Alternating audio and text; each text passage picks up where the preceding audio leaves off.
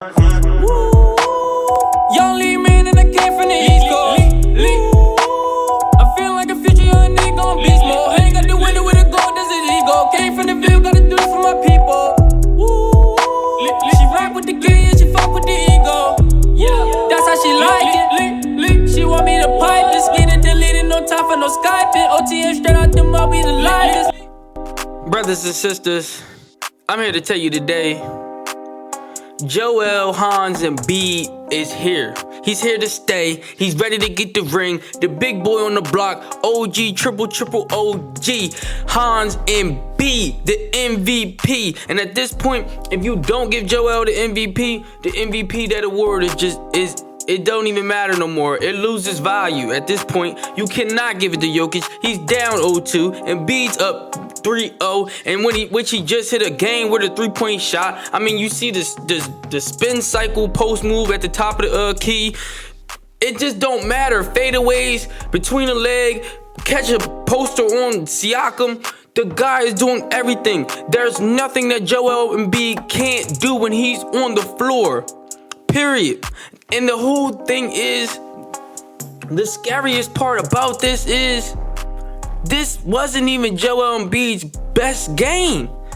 I mean, the whole first half, we seen turnover after turnover. Not even only from him, but from everybody included. We had 22 turnovers total as a team.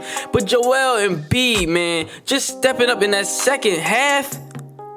Come on, man. We talking 33 points, a 33 burger with 13 rebounds, 2 assists, 12 of 20 from the field, 3 of 8 from the three-point line, which one of those was a game winner with 8 seconds on the shot clock, 0.9 seconds left on the shot clock. I mean, just remarkable, just extraordinary. We talking about the MVP. I never seen a big man dribble the ball like this. I never seen a big man shoot the ball like this. At this point, I told y'all in one of my earlier videos that when it's all said and done, Joel Embiid will be the best Sixer to ever lace up. And I'm still standing on that. This is his year to get the MVP, to get the finals MVP, and get that ring and solidify. Because we need another banner going, and we ain't hang up a banner in a minute. You know what I'm saying? This is our year. And then you got Harden following up behind him. Yes, he got fouled out, but he still had 19 points, 6 rebounds, 10 assists. So a double-double from Harden, 7 of 13 from the field, 2 of 4 from the three-point line, excuse me. The man was efficient, and that's what we needed. And then you got Maxey following up with a 19. So at this point, it is what it is, my brother. We here to stay. Tyrese Maxey coming through clutch. Tyrese Maxey looking like a veteran. He looking like he should been playing, especially in the first season. I mean, the development of this kid is just insane. When you're talking about Tobias, clamped Siakam. Clamped him, had him on clamps. He was locked up. They wouldn't let him out. Akon voice. I mean, for real, like, look at Tobias, 11 points, 12 rebounds. I mean, doing dirty work on the boards, in which we needed. 8 of 18 from the floor. Oh, excuse me, that was Maxey. Tobias was 4 of 9 from the floor, 1 of 3 from the three-point line. I mean, he sacrificed his offensive game last night and focused on the defensive side. I mean, come on, we talking about Patrick's Siakam, 12 points, 5 rebounds. Pascal Siakam, 12 points, 5 rebounds, 6 of 16, 0 for 2 from the three-point line, 0 for 0 from the boy ain't even get to the line. You see what I'm saying? That's called clamps. That's called taking their best player out of the whole game. We here to stay. We here to get this ring. Then on top of that, you just had Milwaukee lose to Chicago in a 1-on-1 series, and Middleton is now out with an MCL tear. I'm not trying to sit here and celebrate somebody's injury, but I'm saying the cards is lining up correctly for us. Come on now. Brooklyn is down 2-0. We could beat the Celtics. We could beat the Celtics. That's nothing. I really think if we do play the Celtics, that definitely might be a game 7. I ain't gonna say it's nothing, but we could beat the Celtics in the conference finals, or we could beat the Bucks without Middleton. We can beat Brooklyn. We could also Miami.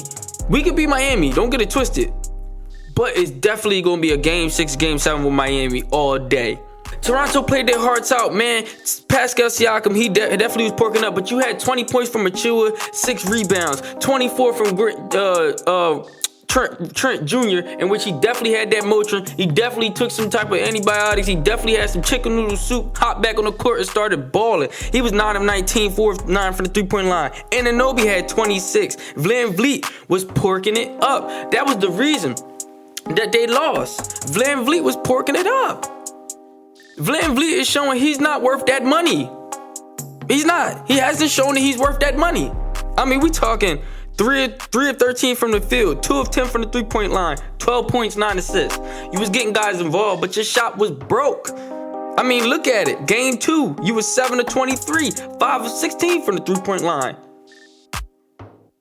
Then you got the game 1. Game 1, you did solid. 7 of 12 from the field, 4 of 7 for the three-point line, 18 points. But you fouled out of that game. VanVleet has been porking it up. Achua, you porked it up with the 2 free throws missed at the end of the game.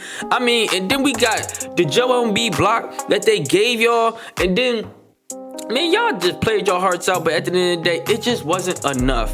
Doc Rivers, you coached a great game. To draw up that play with the 0.9 seconds left on the shot clock was just extraordinary. Was just so brilliant. It was so brilliant, yo. And that's what coaches are for. And Doc has really stepped up. As far as going to playoffs, we clean slate from the regular season. Man, Doc has been on point. Everybody has been on point. I mean, when you got Niang coming in, 9 points, 3 or 4 from the three-point line, we were just all over them boys from it just didn't matter. At this point, it didn't matter. Paul Reed had the reverse poster on, I think that was Achua. Milton hit the key 2 free throws down the line. Milton only had 2 points, but he ain't have no turnovers. He was the only player on our team to have no turnovers. You know what I'm saying? I knew this was going to be a hard game because we didn't have Matisse Thybulle. That's just another guy that's going to bring physicality to the game. You know what I'm saying? But at the end of the day, Joel Embiid is just, at this point, he's the greatest center like I've ever seen. You know what I mean? As far as skill-wise, maybe not, obviously not with rings and all that, with Shaquille O'Neal and Kareem and all that, but skill-wise, he's the greatest center we've ever seen. If you give Jokic the MVP, you definitely just playing yourself, and the MVP, it just loses value. You know what I'm saying? Looking around the league, like I said, Boston goes up 114 to 107. KD had 27 points, but he was also 4 of 17 from the field. Did have 6 turnovers, was 0 for 10 in the second half. I mean, was broken and broke. He had no money in his pocket. His car got declined. He was getting bullied out there. I mean, he was crying to the refs. Kyrie Irving talking about he being docile or whatever he talking about. And the damn on the side, he only had 10 points. We talking, 8 rebounds from him. 1 from the three-point line. Kevin Durant was only 1 for 2 for the three-point line. So between KD and Kyrie, you only took 3 threes. Y'all not pulling? Oh, y'all getting clamped like that? And you got one more game to go without Ben, and we don't even know how Ben is going to look. You think he going to come in and save the day? And just come in first game in the playoffs, and we automatically going to be looking like a championship contender? Got to be kidding me. Wake up and smell the roses. So yeah, Andre Drummond. Speaking of Andre Drummond, the boy had 5 points and 4 rebounds as they starter. So that's a done dealio for Milio. Did we really lose that trade? Because Harden over here balling out. Harden over here falling right in line where the spotlight is not even sitting on him. It's on Embiid.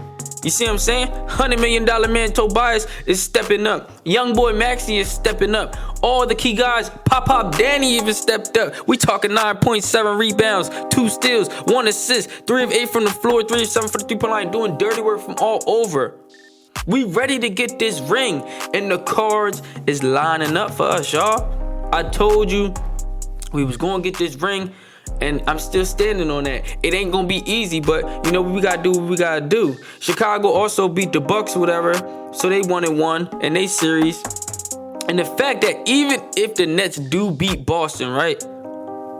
The fact that Boston won those 2 games, it's just lengthening their series. It gives us more time to rest. It gives us, you know what I mean, more time to plan, heal, get our bodies together. And, you know what I'm saying, I feel like we're going to come out on top. We sharp right now. And Embiid right now is looking like the best player in the world.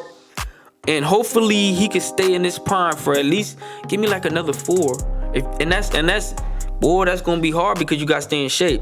But give me another 4. If you can give me another 4, we can get it easy. We can definitely get a ring this year and a ring again. At least 2 rings out of these next 4 years. That's how it's looking. You know what I'm saying? It all depends on what LeBron and them do in the offseason. You know he always rank up on another squad. So we're gonna see what's going on. Let me know what y'all think in the comments, man. It's your brother from another mother, Kobe Lee in the building, signing out. And until next time, folks, T-Roy, take us home.